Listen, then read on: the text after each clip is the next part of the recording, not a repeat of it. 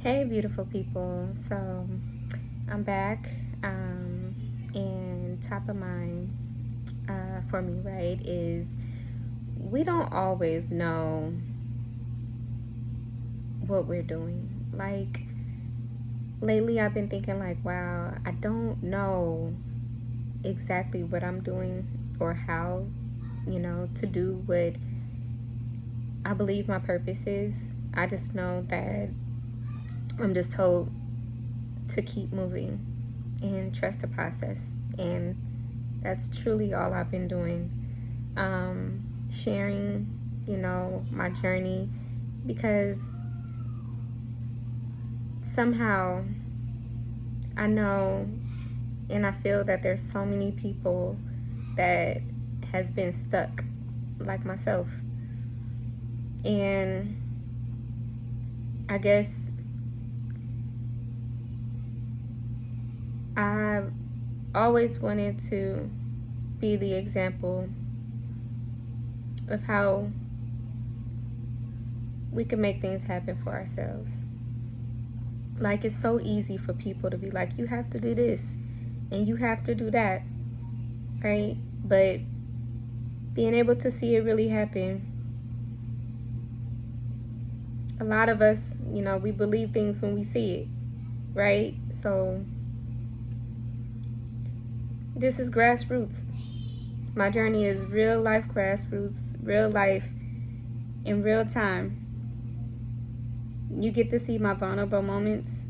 You get to see times when I'm up, times when I'm down, times when, like now, I don't know what I'm doing, but I'm choosing to keep moving and trusting the process. And wherever this leads me, I'm grateful because I know where I've been. I know where I've been, and I know where I'm going. But again, I don't know exactly how I'm going to get there. But I'm just going to keep moving.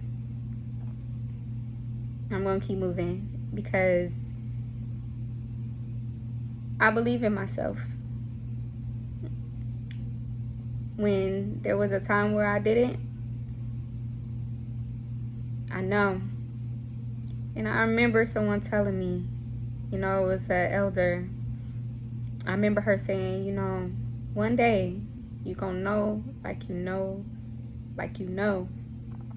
And I looked at her and I was like, what in the world are you talking about? And years later, I could say she was right. Because now I know, like I know, like I know. There was a time where I felt like I had no connection with the Creator. And I always felt like I needed one. Like, since I was way younger, And because I didn't grow up in church. God was not in my home, if you will. Meaning that we didn't talk about the Creator at all. Really, there wasn't a lot of conversation.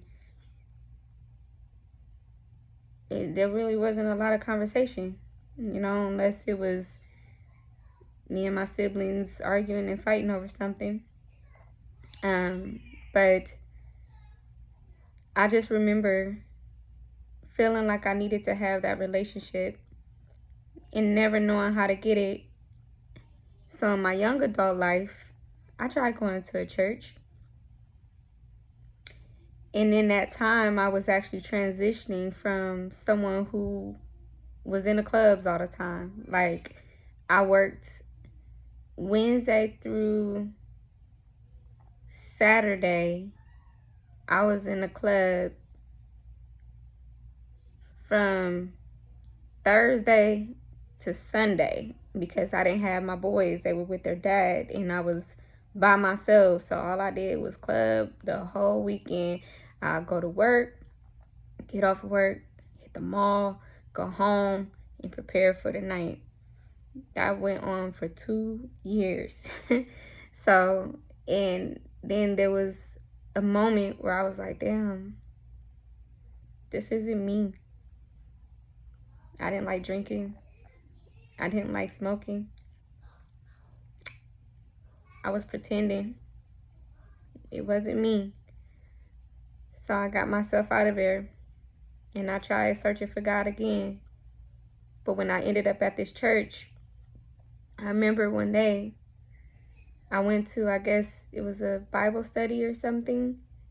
And I remember it was the NBA All-Star weekend that had just passed before I had went.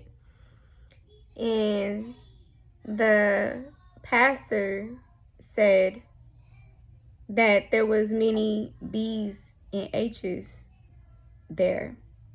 And in my mind, I was thinking like, wow, you are in a position to uplift people, not tear people down. Why would he say that? And a part of me kind of felt like, even though I didn't put myself out there like that, I was just getting myself out the clubs, but that didn't make me a bad person, you know, just because I didn't know. And I never went back because I felt judged.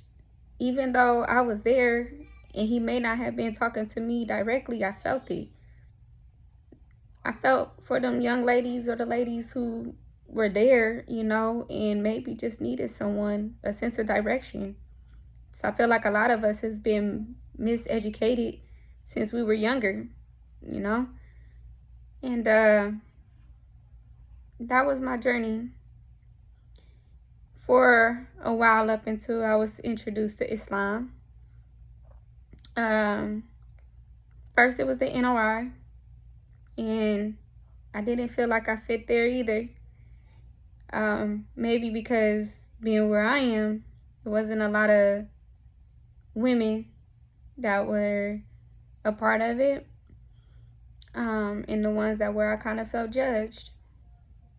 So I never went back. Then I was introduced to Orthodox Islam. It captured me. It captured me. And I went full out at that time in my life. I absolutely loved everything about Islam. And in Islam, for women, they say that a Muslim woman should not be with a non-Muslim man because she can lose her faith. That's very true. If you are, no matter how strong you are on your deen, if the leader is not, you could lose. And I can't blame anyone, so I'm not saying this out of blaming someone, but I did lose my faith. But then I realized that the whole time I've been searching outside of myself for something that's been in me the whole time. The whole time. And that's where I'm at right now. Like, all the answers we seek are in us. God's been with me this whole time. The whole time. He just needed me to find me first. Because when we get to the real us, we're with him. I'm no longer pretending. I truly don't want a lot of the things that I thought I wanted. Every day I'm facing old beliefs and doing what I have to do to rewrite reality. I read in a book that 95% of the things we believe are fake. 95%. That's a lot. That is a lot. That means we lie to ourselves a lot. But there's a time when you stop wanting to. There's a time when you no longer want to pretend and you want to know what's real. Finding you is real. knowing what you like, what you don't like, challenging everything you once knew. Everything. You know, this book, it started there. This is where this conversation is coming from today. This, you know, the 4 Agreements. I was told about this book some time ago, and I've been meaning to get it, but I didn't. I never ended up purchasing it. And then last week, when I was in my little valley, I went to a store and this book was in my face. And I was like, oh my gosh. I remember the cover. The title didn't stick out to me. I didn't even remember what the title was. It was the cover. And I was like, I'm supposed to have this book. And I started reading it, and I was supposed to have that book. So we don't always get what we want, but we will always get what we need. And like any other time, I'm just going to say, trust the process. Things are not going to always happen as rapid as we want it to do. You know? We have to let things happen at the pace they're supposed to, because we have to be prepared. Because sometimes when we're unprepared and we get somewhere and we realize we can't even handle it. So that was the topic of today.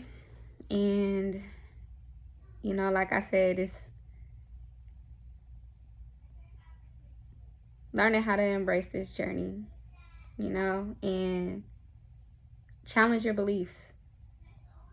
That's what it's really about. Challenging what you believe to be true, because there's a chance that you learned that from somewhere, you was taught it, and it may not even be the reality of things. So trust the process. Trust it. And until next time, be well. Peace.